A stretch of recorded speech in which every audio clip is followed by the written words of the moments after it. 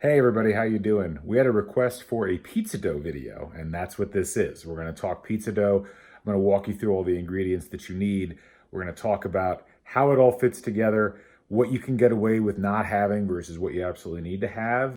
Let's take a look.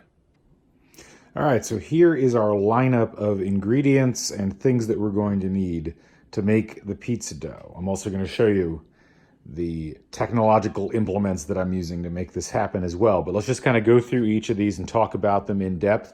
First thing you're going to need is a measuring cup like this. A 2-cup measuring cup is the best. They got them in glass, they got them in plastic. We're going to be using about a cup and a third of warm water, and you can just use tap water if you want. You can also use bottled water. Both of them work equally well. I think if you have an off taste to your water, you want to use bottled water just to keep the flavor profile neutral.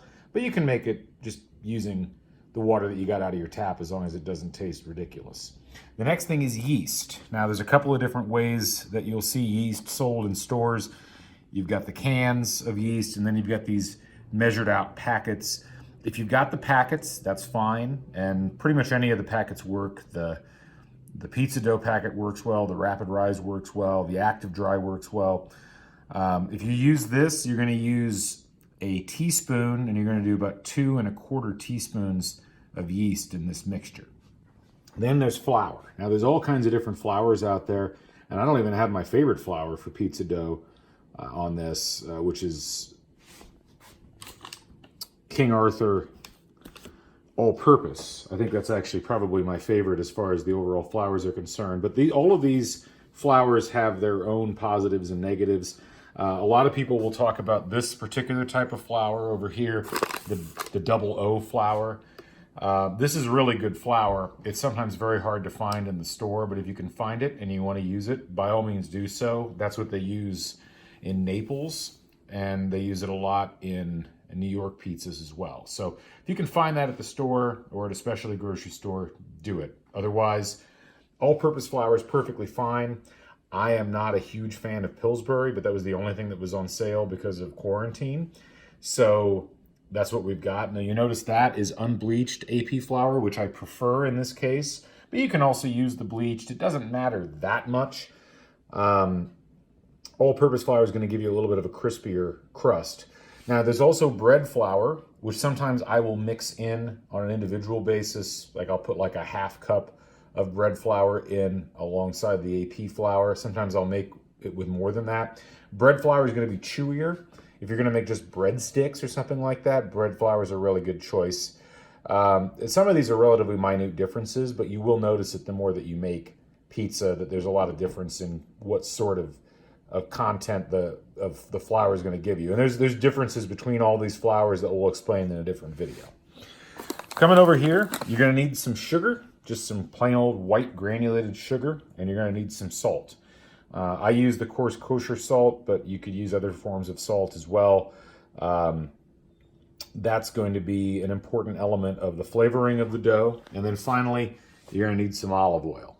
And you can use extra virgin olive oil. I found that you can have regular olive oil like this. It's less expensive, and there's not a huge drop off in overall flavor quality. So if you've got all these ingredients, the next step is going to be putting them all into a bowl and starting the process of mixing. We're going to get to that right away. All right, next step is to get all of these ingredients together, and I'm going to head things off at the pass here right away and say I am using a KitchenAid stand mixer, which I think is tremendous. I think if you have the opportunity, you should get one of these things. Stand mixers make all kinds of things regarding baking so much more easy. But you don't need a stand mixer if you don't want one. Pizza dough can be made and has been made for a century and a half now, just with kneading it by hand and rolling it out. It's hard work. It takes a little bit more time, and it's a slightly different method than what we're going to show you here. But we're just going to focus on using the KitchenAid stand mixer method. You let me know if you've got questions about the kneading method. I'll try to chip in some ideas as we go along with that. But let's go ahead and start putting the ingredients in, and we'll show you how everything works. All right, first things first. This is our stand mixer bowl. I just rinsed it out, actually. I'm going to dump that excess water out because I want to try to keep our measurements relatively equal. And then here's the stand mixer itself. This is an older model stand mixer, but it has served us well over time. We're not going to use it quite yet. What we're going to do is keep the bowl off, and we've got here a 1.25 cups of warm water. Not hot water, just warm water. The reason we're doing this is we need to proof the yeast. And so we're going to take this yeast packet, make sure that it's not expired. It's not expired, that's good. And we're going to dump this into this warm water. Now the reason that we're doing this is we want to activate the yeast. Essentially what we're doing with the warm water is we're giving the yeast the ability to wake back up again. Because, you know, yeast is an active microbe, I think it is. My science is probably off here. But the whole idea behind yeast is that it's alive. And what it's going to do is actually create the uplift that we need within the flour because of the gases that it will produce by eating on the sugars within the flour. But to do that, we have to wake it up. And so the idea behind this is we take water that's somewhere between, 95 and 115 or 120 degrees, and we put the yeast in the water, and we just let it sit for a little bit. We're going to let that proof slightly. We don't have to wait forever. Normally 4 to 5 minutes, it'll be ready to roll. We want the yeast to sink to the bottom, and you can see that's already starting to develop. So we'll come back after it's done that. Before we go on, something to keep in mind on pizza dough recipes. Ultimately, you want to have a pizza dough that is simple, that's versatile, that you can use in multiple pizza-related activities. You want to have something that is pliant. You want to have something that has the right balance of dry ingredients and moisture. And I think for a lot of people where they get caught up, and certainly where I got caught up on pizza dough earlier on, was I thought that it had to be more complicated than it actually is. So, if you looked at that ingredient manifest from earlier and you're like, well, wait, isn't there more than that? No, there really isn't. And you're not going to get a better tasting pizza by using a more complicated pizza dough recipe. So you want to try to keep this relatively simple. Let's head back to the yeast. All right, let's peek in on the yeast. And yes, you see how different that looks now? We've gotten, and you can see the blooms starting to fire up. This is just tremendous drama going on right here. All these little yeast blooms starting to pop up from the bottom. That's what you want. Ideally, when you get those blooms, what that means is the yeast is dropped to the bottom of the bowl or the mixing vessel, and it's doing its job. It's getting ready for what we're going to ask it to do, which is essentially create gases that are going to puff up the crust and make it taste like pizza dough. So I've measured out some ingredients already here. What I've got is this right here. That's 3 cups of all-purpose flour. I'm just going to go ahead and dump that in. We're actually going to use 3.5 to 3 3/4 cups of flour. So just stay tuned on that. We're also going to add some other ingredients, and let me get those measured out. All right, so first up is the olive oil. We're going to go ahead and measure a full tablespoon of that. There we go. We're going to dump that in. And then we want to add our salt and our sugar. So I'm using a 1/2 tablespoon because all my full tablespoons are dirty. So that's a 1/2 tablespoon of the kosher salt, more or less. I'm going to put another one of those in because we want a full tablespoon of that. Okay, boom. And then we're going to do the same thing with the sugar. 1/2 tablespoon. And another 1/2 tablespoon. And then I didn't want to make it completely all-purpose flour, so I'm going to get a 1/2 cup of this bread flour, top that off. I'm going to dump that in. Now we're going to take that and we're going to put it here on the stand mixer. Oops. So here we have the stand mixer, and what we need is the dough hook. This is the dough hook. This is what we want to use, this particular instrument. If you've gotten a KitchenAid stand mixer, this came with it. So look for this if you just kind of put it away and you're like, what is this weird hook thing? Why would I use that? This is why. You would use this for bread too. All right, so we've got our hook, and we want to make sure that we get this on properly. There we go. Okay, so just to recap the ingredients, we're going to lock this up. We have 1 1/3 cup of warm water. We had 1 packet of yeast, or 2¼ teaspoons. We had 3½ cups of flour. We had a tablespoon of oil and a tablespoon of salt and a tablespoon of sugar. And now what we're gonna do is we're gonna put this on mix. Stir, the lowest level. We're trying to combine these ingredients. We are not kneading them yet. And if you're doing this without a stand mixer, this is where you would be lightly combining the ingredients and just making sure that they all get together. And you'll notice, that looked pretty solid before we got things going. And now it's starting to mix and it's almost getting like a weird Play-Doh consistency to it. So we're gonna let this do this for a little bit. This process normally takes 2 to 3 minutes to get all these items combined. And then we have to do some adaptation depending on how it looks. So let's let this mix for a couple minutes and then we'll come back and talk about that. One of the things that I've had to learn through a lot of trial and error with bread is you can't just throw the ingredients into the mixing bowl, mix them together and expect them to just work right out of the gate. It's not the way that it works. Like, bread is a really tricky thing because it's affected by a lot of things. It's affected by the moisture, the humidity in the atmosphere. It's affected by how the ingredients that you're using absorb the other ingredients. Sometimes there are certain flours that just seem to absorb moisture more than others. I mean, it's affected by the altitude that you're cooking at. It's affected by a bunch of things. And, for a long time, I didn't like making bread. I didn't like making pizza dough because I kept feeling like it was wrong. And the dough would be too dry or the dough would be too wet. And I was scared of making changes and adaptations to it. And I shouldn't have been scared. Because part of the process with making bread or pizza dough is that you have to watch it and see how it looks, see what it's doing, and then make changes as necessary. So let's take a look at what this one's doing right now. So you can see this has obviously changed a lot since we last checked on it, and it's all combined. And this is actually combined pretty well overall. Sometimes you'll get situations where the dough obviously looks very dry and isn't combining well at all, and that normally means you have to add water. Sometimes you'll get a situation where it's just way too wet, and you'll know that because it's not grabbing onto the dough hook. It just looks bad all the way around. In that case, you need to add more flour. This, I gotta say, guys, this looks pretty good. I mean, it's grabbing the dough hook, it's grabbed stuff off the sides of the bowl. There's really not a whole lot left.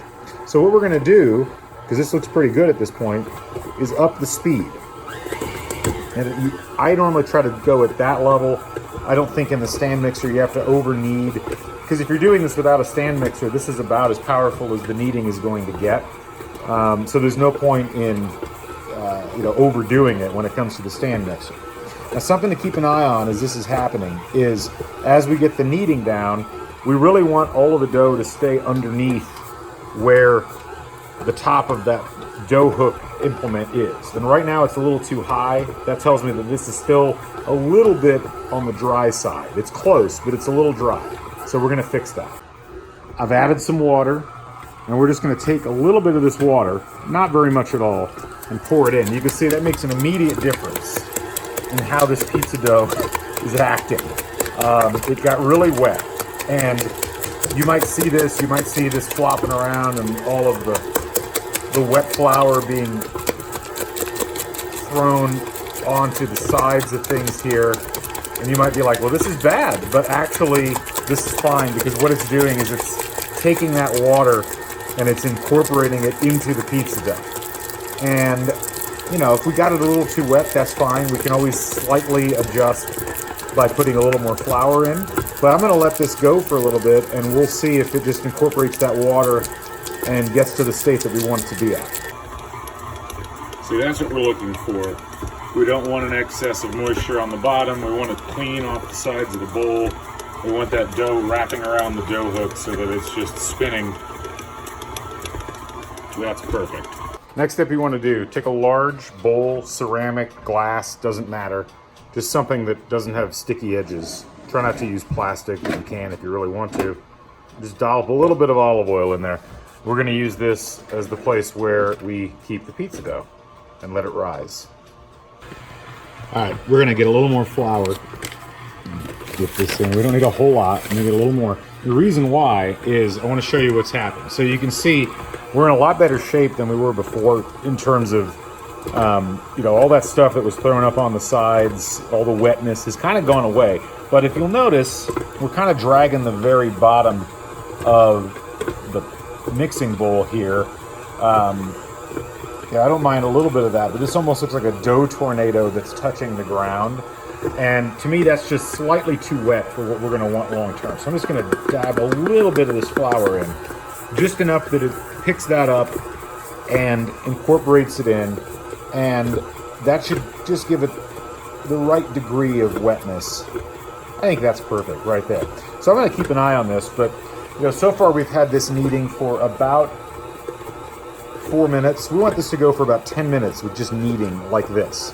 So wherever you're at with this, just make sure that it goes for about 10 minutes. If you need it a little bit longer than that, that's fine. But give it like the minimum of 10 minutes, and we'll just check in on it and make sure that it's doing what it's supposed to do.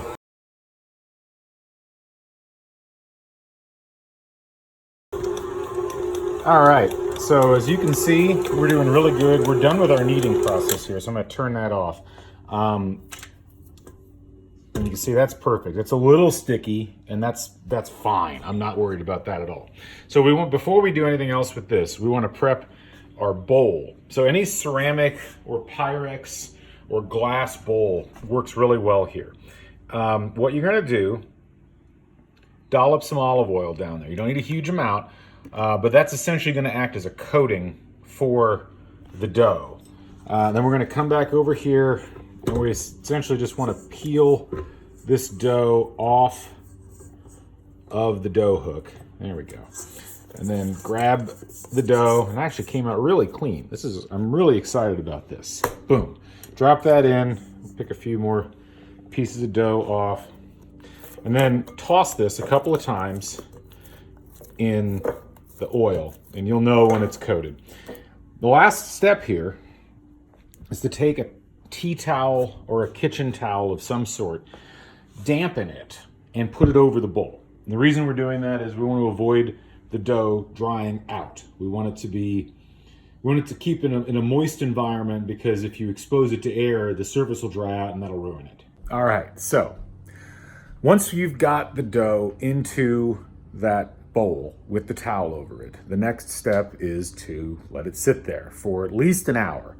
And the reason that we're going to do that is we want to give the yeast time to work. The yeast is going to start eating at the sugars that are in the flour and the sugar that we added, and that's going to give it a nice environment to rise. And then what that rising is, it's actually the yeast, as it eats the sugar, expels gas, and that gas puffs things up. And when you talk about leavened breads or leavened breads, that's how the process works, and it's worked for thousands of years. It's also the way that beer works.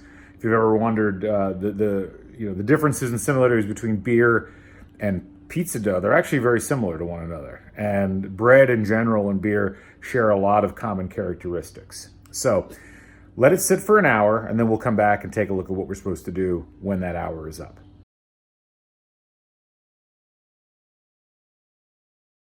All right, so once all that's done, and once you've had it sitting there for at least an hour, just rising, you're going to get to the point where you need to take it out of there, and you need to put it in containers and let it continue to rise and also rest in the refrigerator. I'm going to show you how to do that right now.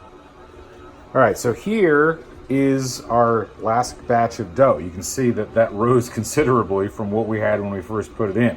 So the first thing you need to do, make sure your hands are washed, and just go ahead and punch down. And you can see that's gonna degas it considerably. And then we're gonna scrunch it up a little bit here, and then I'm gonna put it into some containers. So the containers that you want to use, just use regular plastic Ziploc style containers like that, about that size. I've used the square ones before. That's about the right size, because you're gonna split this into 3 or 4 miniature dough balls and then let those rise on their own. And I'll let you see what that looks like. So for instance, this probably is gonna get about 1/3 full volume-wise with the dough ball. You let it sit for a couple hours, and that's what you end up with. You want to keep that lid on, and after a while, it'll rise to the point where it'll probably pop the lid off, and that's the rising process that's happening with the dough. So you want to have a container that's big enough that you can let it rise all by itself throughout the night without popping the lid if you're going to keep it overnight. So just be cautious of that, because I've had a lot of dough where I've had to cut pieces of it off because it ended up getting too dry because that lid popped. All right, so we're going to get this dough, kind of make sure that we scrape all of the dough off of the sides of it, because we don't want to leave any of it behind. And then, you know, this is really good, because you can see it's spongy. It's not sticking to my hand. That means we got the proper wetness to it. So essentially what you can do here is just like rip pieces of it off. Sorry for the camera work, it's shaky. It's actually kind of difficult to do this while you're filming. But you know, you want to take a dough ball like about that size, plop it in that container, and then we're going to put the lid on it, put it in the fridge for at least a few hours, and let it rest there. All right, well, there you go. That's part one of our video. We showed you how to make pizza dough from scratch. And just a couple of quick notes for those of you that are not using a KitchenAid stand mixer. You're going to do everything that we already talked about. You're going to go ahead and proof the yeast in the water. You're going to let it drop, and then you're going to let it bloom a little bit. And then you're going to dump all your dry ingredients in, plus the olive oil. And you want to knead that all together until everything combines. Try to just use your hands. I know it gets to be tough going after a while.